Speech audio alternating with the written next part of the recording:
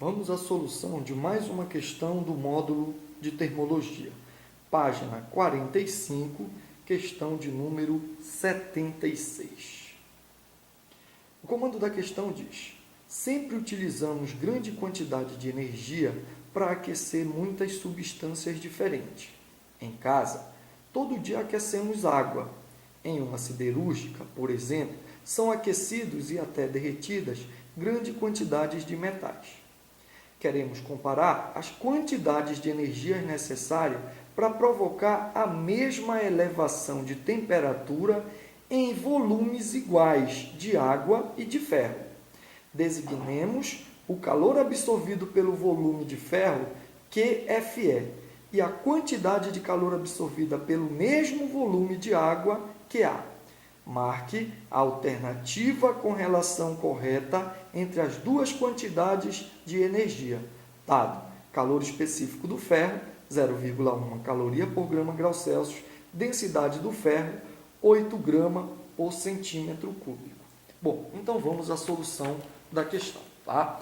Primeiro iremos aplicar a quantidade de calor necessária para que a temperatura do ferro varie. Como é para variar a temperatura, nós temos que essa quantidade QFE é quantidade de calor sensível. Acha-se multiplicando a massa, calor específico, variação de temperatura.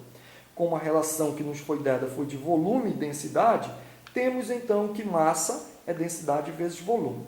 Substituiremos esse resultado na massa. Encontraremos que QFE é a densidade do ferro vezes o volume, que equivale à massa, calor específico, variação de temperatura. Vamos chamar essa equação de equação 1. E faremos o mesmo procedimento para a água. QA, que é a quantidade de calor absorvida pela água, é massa de água, calor específico da água, variação de temperatura da água. Onde massa é densidade vezes volume, fazendo a substituição, encontraremos que QA é densidade da água vezes o volume, vezes o calor específico, vezes a variação de temperatura. Não há necessidade de eu chamar volume de ferro, volume de água e variação de temperatura no ferro e variação de temperatura na água, visto que o comando nos informou que esses dados são iguais. Bom, aí vamos fazer o procedimento matemático dividindo a equação 1 pela equação 2. Então, vamos ter QFE sobre QA é densidade do ferro vezes V, vezes o calor específico do ferro, vezes a variação de temperatura, dividido por densidade da água, vezes V, o calor específico da água, variação de temperatura. Como os volumes são iguais e a variação de temperatura também, corta-se. Então, sobrou densidade do ferro, que nos foi fornecido, calor específico do ferro, que nos foi fornecido.